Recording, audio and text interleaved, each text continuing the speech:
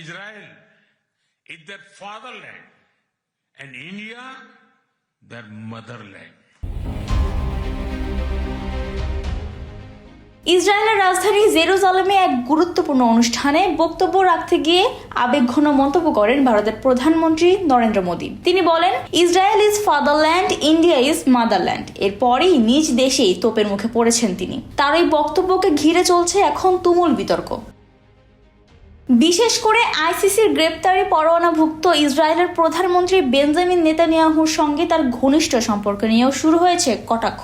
সমালোচকদের দাবি, এই দহরম মহরম সম্পর্ক ভারতের কূটনৈতিক অবস্থানকে প্রশ্নের মুখে ফেলছে।